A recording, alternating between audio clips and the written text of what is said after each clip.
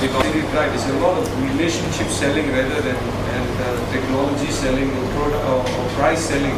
Even price sometimes meaningless. You can be cheaper, you can have the best technology solution, you end up not getting anywhere.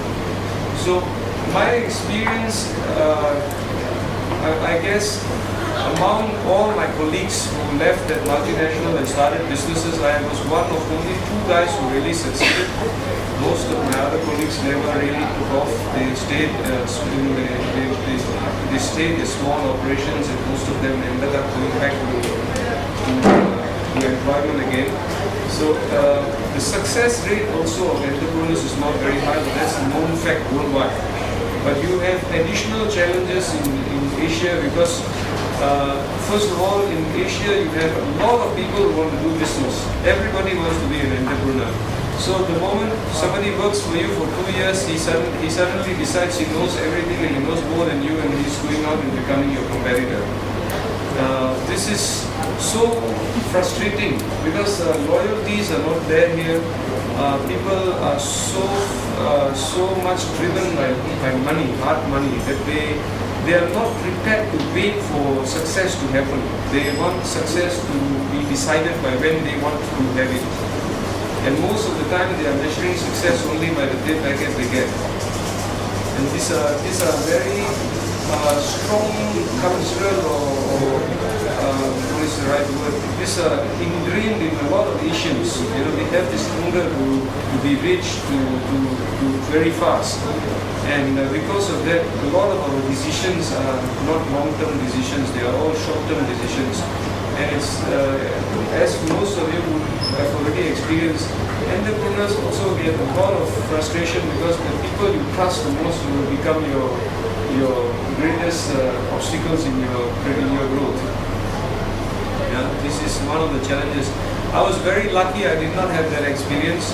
I must say my team was, I managed to keep them together till the end, and it is quite frustrating because no matter how much you pay, no matter how much you involve them, no matter how many shares you give them, it's always never enough. You take all the risk, you take all the hard work, you pay all the bills, but they feel it's always whatever, they are the ones who are doing all the work, and they need more rewards and more rewards and more rewards. So these are things that you have to accept. And if you are an entrepreneur, you've got to accept that is going to be your journey. And you cannot let this type of events derail you from your mission and your purpose, and you have to have a will that is clad in iron and steel, that you are going to be steadfast on your path, no matter what the obstacles come along. You can be down, that's normal. People leave you, people join you may not have the cash flow, or all kinds of problems will come along. But at the end of the day, if you stay steady on your path, and you keep on trying to overcome the obstacles one at a time, not all of them at a time, then you will find a way.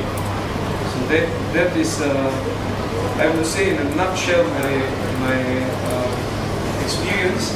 I do not know if you would like to ask me some questions, because otherwise I will keep on speaking and it may not be very relevant for you. It's just going to be stories. How did I do the question about I think Siva was mentioning, how did I get this merger going with my partner? I think one important lesson I must share with you is, if you are working with a partner, any partner, be it through a joint venture or a technology sharing agreement, or just without any agreement, you are working with a partner, that you are reselling a product or you are integrating something into your solution, always have this in mind, that you are part of the same team. Work tirelessly to make them successful as well. Not you being the success, and they normally, I have seen all my experiences is people try to be successful themselves, but their success is like robbing their neighbor. They try to do everything to reduce the amount of money or they are going to pay for services or products, or they do everything to earn maximum themselves and make sure they don't care about their partners. That kind of relationships will never give you strength, because it is always a question of who is having the upper hand on the other. You are all the time trying to find ways to take away €2 more or $2 more from somebody else so that you can add it to your balance sheet. You don't want to share technology with them, and you know there are good ideas that you can add to the product which will benefit them. You don't want to do it because you feel that, why should I educate them?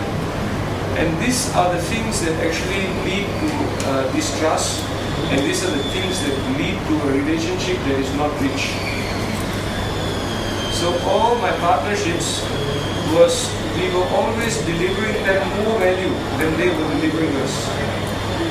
Even if it was not, we were giving them ideas for product development, we were willing to help them test their products, we were willing to pay them more when we were making more.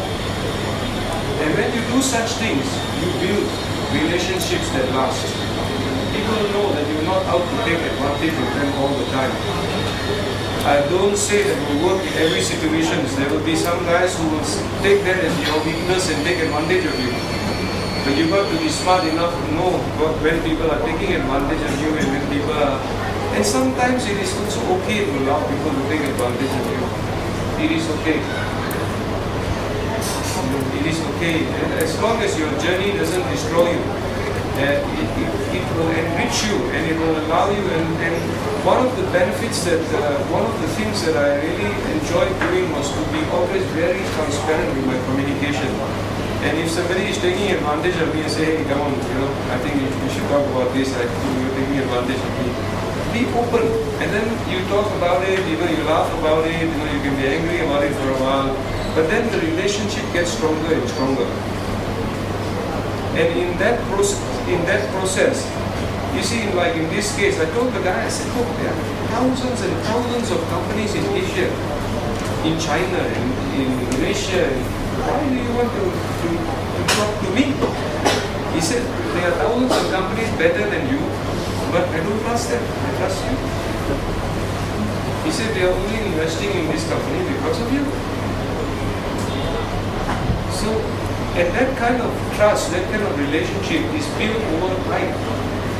And it's built by building each other's success, not by you becoming successful at somebody else's expense.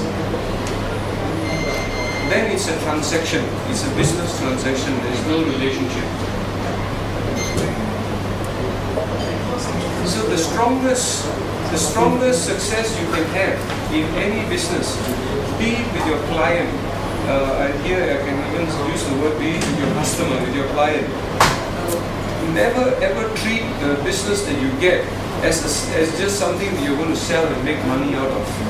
You should always have in your mind, how am I going to empower this person's business or this company or this organization that they can achieve more?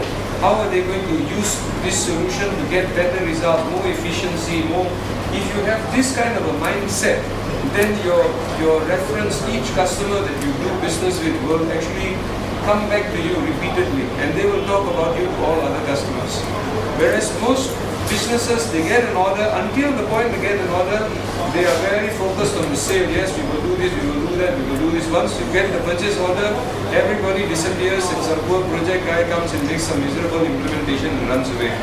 And then the guy says, yeah, the sales people promised all this and look what happened. So you leave only bad feelings and bad references. You do not get referrals, you do not get... So if you're not asking yourself these questions, even sometimes you got, nobody, if you buy a car and you go and collect the car, the minimum you expect is the 4 wheels, the spare tire, and whatever was in the spec, right? That's the minimum you expect. But imagine if you go and buy a car and they throw in some goodies for you which were not on the list. Does that make you feel good? We are human.